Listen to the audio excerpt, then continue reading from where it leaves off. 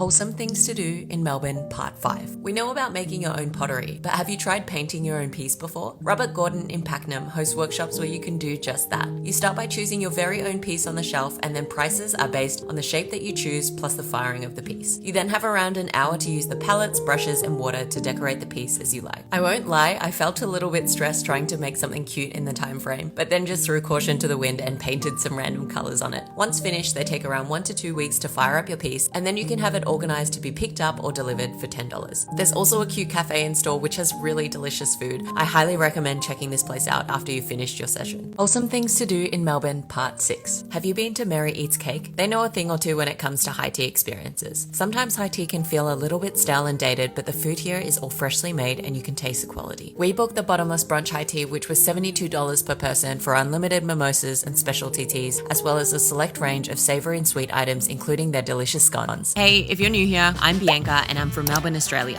I'm an ex-elite golf athlete turned digital marketing strategist. I'm married to a guy named James, and together we have a dog named Benji. I make videos about life in Melbourne, travel, and purpose-driven living. If you're enjoying this video, feel free to join me on Instagram and TikTok as well. Alrighty, back to the video.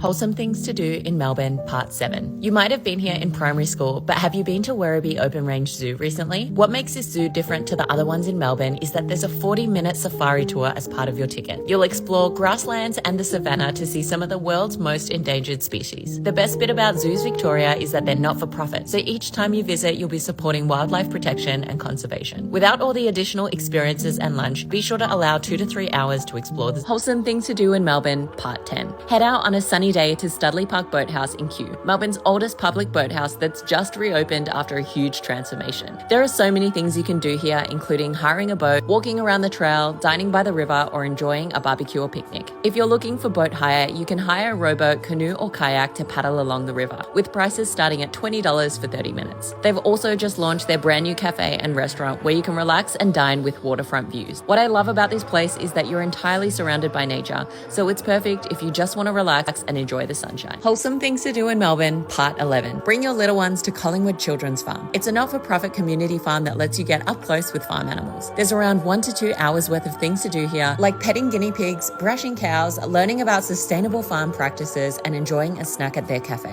What I love about this place is seeing how excited the kids get when they interact with the animals. It's so cute. Tickets are $17 for adults and $8 for kids, with entry fees going towards looking after the animals and conserving the farmland. Wholesome Things to Do in Melbourne, Part 11. Spend a day at Living Legends, a space where retired champion racehorses can live out happy and relaxing lives. Here you can meet the horses, explore the homestead, and have afternoon tea. It's also situated in Woodlands Historic Park, so once you've finished, you can also take a nice stroll alongside kangaroos, native birds, and some pretty epic views. It's definitely worth checking out with your family or friends. Wholesome Things to Do in Melbourne, Part 12. Take a train ride on the Puffing Billy Railway. It's Australia's oldest steam train where you can dangle your legs out of the train while enjoying stunning rainforest scenery between Belgrave and Lakeside. The full trip between Belgrave and Lakeside roughly takes 1 hour each way, but you should allow for 4 hours in total to enjoy the Lakeside Visitor Centre and Emerald Lake Park. What's really wholesome about this experience is that the locals are always waving and everyone's just there to have a good time and enjoy the fresh air. Spots get snapped up pretty quickly, so be sure to book your tickets in advance. Wholesome Things to Do in Melbourne, Part 13. Have you ever tried tufting before? Tuft and Touch Studio in North Melbourne hosts workshops where they show you how to tuft your very own rug, cushion, or mirror. You start by choosing your design and the size before coming to the class, with the size influencing your workshop price and duration. Once you're at the class, you sketch your design and choose from over 100 colors of yarn. Then they'll show you how to tuft your masterpiece and bring it to life. Once you're finished, they help you finalize and clean up your design to either have it picked up or delivered straight to your place. Wholesome Things to Do in Melbourne, Part 14. If you're looking for something a little different to do this weekend, head to Robert Gordon in Pakenham. They host workshops where you can either learn how to get started with wheel throwing or simply paint your own piece of pottery. We recently checked out the beginner wheel throwing class and it was so much fun. It definitely feels trickier than it looks at the start, but as you go through the session, the instructor guides you through the whole thing, from how to center the clay to make basic wheel throwing shapes, and by the end of it, you will have 2 beautiful pieces to take home. Wholesome Things to Do in Melbourne, Part 15. Moser Handmade is usually just a candle store, but they also host workshops where you can make these super cute candles. You start by picking out your choice of colors and scent, and then the instructor will show you how to construct your candle all before adding your decorations to finish it off. Prices Prices start at $100 for a 2-hour session and 2 candles, but if you book with a friend, you'll get a discount. Wholesome Things to Do in Melbourne, Part 16. Head down to the Royal Botanic Gardens at sunset to enjoy a movie at the Moonlight Cinema before the end of March. You can watch the classics like Mean Girls and She's the Man, or the new releases like Wonka, Barbie, or The Hunger Games. You can either pack your own picnic rug and snacks from $22 per person, or upgrade to one of the lounge seats if you're feeling fancy. Either way, be sure to bring insect repellent and grab the free samples while you're there. Wholesome Things to Do in Melbourne, Part 17. Have you been to Marche Board Game Cafe? It's an awesome spot in the city to try out new board games while hanging out with your friends. Prices start at $22 per person during the week, which gets you 3 hours of unlimited board game play and a drink of your choice. They have a solid collection of different games that vary from party to strategy and co-op. And there's also a menu of Taiwanese snacks available to order. If you're up for some singing as well, they also have 16 karaoke rooms in the same venue, so you can shamelessly sing to some of your favorite songs. Wholesome Things to Do in Melbourne, Part 18. Head down to Emerald Lake Park to hire some paddle boats and ride them on the lake. Prices start at $13 for 10 minutes, and you can hire a 2-seater for up to half an hour. I don't think you'll always need the full 30 minutes though, because it's like a workout for your legs. There's also a bunch of other stuff you can do around here, like enjoying a picnic, walking around the lake, or even jumping on the Puffing Billy, which is right next door.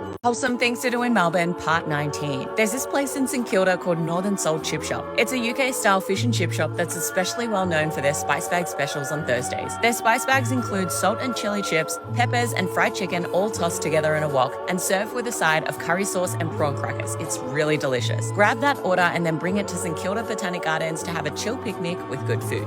Wholesome Things to Do in Melbourne, Part 20. Grab a bike and head down to Beach Road at sunset. It's one of Melbourne's most popular cycling routes and stretches all the way from St Kilda to Mordialloc. It's an enjoyable ride with great views of Port Phillip Bay, and regardless of your experience, it's a relatively smooth one because of how flat it is. Finally, round out the day at Point Ormond Lookout, where you can enjoy a relaxing picnic with stunning views of the city skyline. Here's a wholesome and free activity to do in Melbourne. Head down to Ruffy Lake Park in Doncaster for a relaxing walk or picnic. There's lots of beautiful spots to enjoy around here, and it's really spacious. Elise and I went just recently, and it was so nice to just chat about life and be surrounded by nature. If you have a dog, there's a number of off-leash areas here where you can also run around to get their energy out, and it's also a great spot for gatherings too, with a number of barbecue areas and plenty of play spaces for kids. Wholesome Things to Do, Part 22. Have you ever been to a floristry workshop before? Bloom and Marvelous Flower School is a family-run business that hosts workshops where they show you how to make the perfect bouquet. You start off with a cup of tea, some fresh flowers, and a run-through of the different types of flowers to use. Our instructor, Jem, was so passionate about floristry, and we loved learning about how to actually build and style a bouquet from scratch. I was so surprised that I finished up with a bouquet that was actually pretty decent. Overall, it's a really fun and therapeutic experience, and it's perfect for things like birthdays or hens parties. Wholesome Activities in Melbourne, Part 23. I don't think you're ever too old to start new hobbies, and ice skating is a really cute one for winter. I usually go to O'Brien Ice House and skate around their public rink. At the start, it can feel a little scary going into the ice to find your bearings, but once you get the hang of it, it's actually quite fun. Prices here start from $31 for adults, which include your skate hire. You just need to keep in mind to wear comfy clothes just in case you fall over a few times.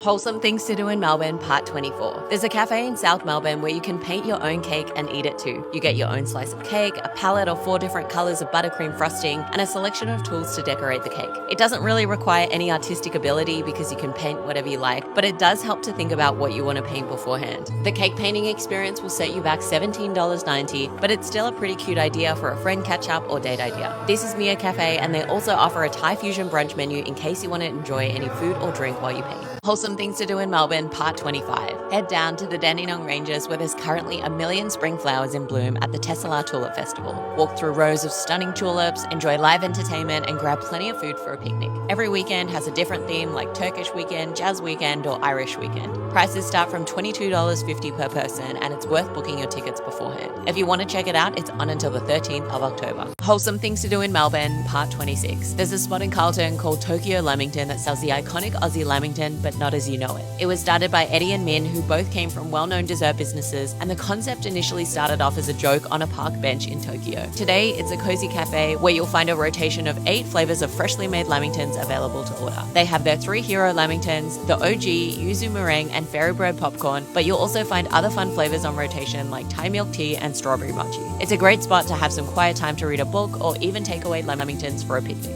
Wholesome Things to Do in Melbourne, Part 27. It's currently cherry picking season, and Cherry Hill orchards have opened up their gates so you can pick fresh cherries straight from the trees. There's orchard guides around to help you find the best cherries, and you can also taste as many as you like while you pick. Prices start from $12 to book a 2-hour picking session, and then if you want to take any cherries home, you just pay by the kilo as you leave.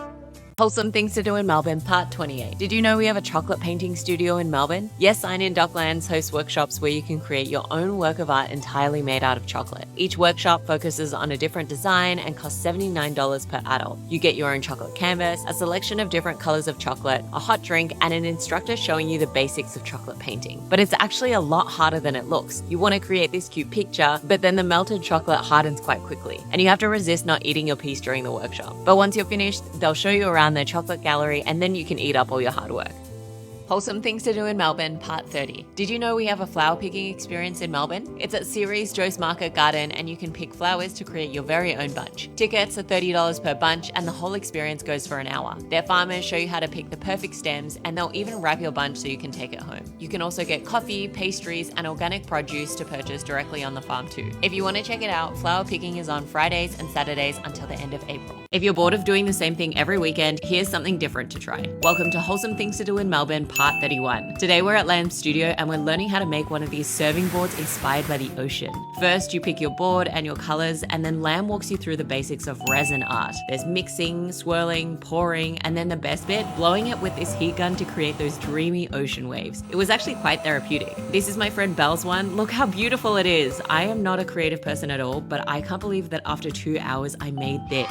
This was perfect for a relaxing day out and to also support a local creative doing what she loves. Wholesome Things to Do in Melbourne, Part 32. Take a cake decorating class with your friends to celebrate a birthday, hens, or any special occasion. We recently did a cake and sip experience at Sweetly Styled, and it was so much fun. You get your own 6-inch cake, buttercream frosting, and your own cupcake, which you can practice on first. I was kind of nervous I was going to mess it up, but the head baker Lena is a qualified pastry chef and will show you the best techniques to decorate your cake. Not only can you bring your own snacks and drinks to enjoy during the class, but you can also bring the full cake home to eat. It was a really good cake, and I can't recommend this experience enough.